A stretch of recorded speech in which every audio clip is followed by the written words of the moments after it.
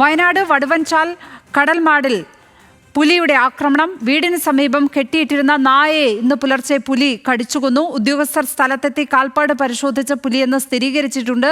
ആഷിഖ് റഹ്മാൻ ചേരുന്നു വിവരങ്ങളുമായി. ആഷിഖ്, ആ ഭാഗത്ത് ഇത്തരത്തിൽ വന്യജീവികളുടെ ആക്രമണം പതിവുള്ള സ്ഥലമാണോ?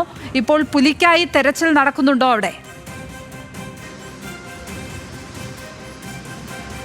ലക്ഷ്മിപത്മ, ഇന്നലെ രാത്രി ഈ രണ്ട് യുവാക്കൾ പുലിയെ കണ്ടതിന് പിന്നാലെയാണ് പ്രദേശത്തിന് സമീപത്തായി തന്നെ മറ്റൊരു വളർത്തുനായെ കൊല്ലുന്ന ഒരു സാഹചര്യം ഉണ്ടായത്. ഇത് വയനാട് വടുവഞ്ചാൽ കടൽമാട് എന്നൊരു പ്രദേശമാണ്. അവിടെ ഈ ആദ്യമായി ഇത്തരത്തിൽ വലിയ രീതിയിൽ പുലിയുടെ സാന്നിധ്യമുള്ള ഒരു പ്രദേശമല്ല. പക്ഷേ ഇന്നലെ രാത്രിയോടുകൂടി രണ്ട് യുവാക്കൾ പുറത്തിറങ്ങിയ സമയത്ത് ആദ്യഘട്ടത്തിൽ ഈ ഒരു പുലിയെ കാണുന്നു.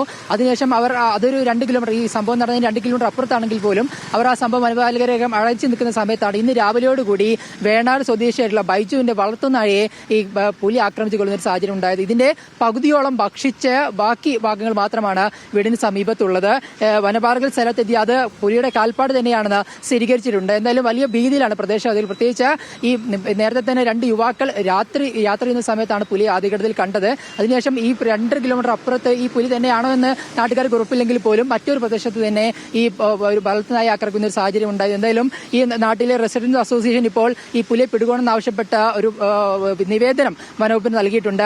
ഒരു പരിശോധന നടത്തി ഇത് പുലിയാണ് സ്ഥിരീകരിക്കുന്നുണ്ടെങ്കിൽ പോലും മറ്റു നടപടികളിലേക്ക് നിലവിൽ വനവകുപ്പ് കടന്നിട്ടില്ല. കൂടുതൽ പുലിയുടെ സാന്നിധ്യം ഉണ്ടെങ്കിൽ മാത്രമേ കൂടടക്കം സ്ഥാപിച്ച് ഉള്ള നടപടിയിലേക്ക് കടക്കുമെന്നാണ് മനസ്സിലാക്കുന്നത്. എന്തായാലും വലിയ ഭീതിയിലാണ് പ്രദേശവാസികൾ. വയനാട് വടുവഞ്ചാൽ കടൽമാടിലാണ് അവരെ ആദ്യമായിട്ടാണ് ഇത്തരത്തിലൊരു പുലിയുടെ ആക്രമണം ഉണ്ടാകുന്നതെന്നാണ് നാട്ടുകാരടക്കം പറയുന്നത്. ലക്ഷ്മിപത്മ.